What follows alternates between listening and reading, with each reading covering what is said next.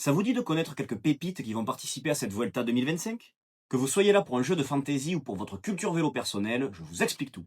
On commence avec celui qui, pour moi, va être la révélation de cette Vuelta, Ben Culette. Le grand public ne connaît pas forcément ce Britannique de 23 ans, mais les aficionados de vélo connaissent son nom depuis quelques saisons. Membre de la Visma Lease Bike, Tulette a une palette de compétences assez large. Punch, grimpette et appétence pour les classements généraux. Dernièrement, on l'a vu en très grande forme sur le Tour de l'Ain en compagnie de Kian Uijtdebroeks. Tout laisse à penser qu'il a fait une très grosse prépa pour cette Vuelta et que son pic de forme devrait donc naturellement arriver pendant ce Tour d'Espagne. Ensuite, Cocorico, passons à un jeune français, Léo Bizio. D'ailleurs, j'ai déjà fait un épisode de Graines de Star sur lui. Grimpeur, talentueux, prometteur, bref, on manque d'adjectifs pour le qualifier. Dernièrement, il a remporté l'étape de la Vuelta a Burgos devant Del Toro ou Ciccone et a failli remporter le classement général. Ça en dit long sur ses capacités et je suis sûr que nous le verrons sur ces 3 semaines à venir. Passons de l'autre côté de la frontière avec le Belge Junior Le Cerf.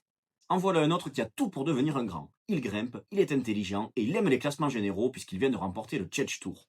Celui qui a passé une année du côté du CC Etup, pour qui on a une grosse pensée, pourrait être la surprise de cette Vuelta du côté de la Soudal Quickstep.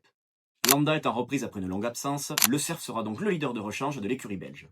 Maintenant, parlons d'un garçon qui a plus de 25 ans et qui n'est pas leader, Carlos Garcia Pierna. Grand frère de Raoul, qui évolue à la Arkea BNB Hotel, Carlos pourrait bien être l'un des grands animateurs de cette Vuelta. Et pour cause, il sort d'une très belle Vuelta à Burgos où il a pris part à plusieurs échappées pour aller chercher le maillot de la montagne.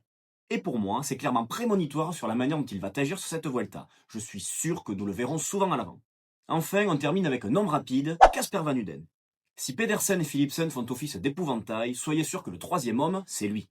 Vainqueur cette année d'une étape sur le Giro, le coureur de la Picnic Postennel sera toujours présent lors des arrivées massives.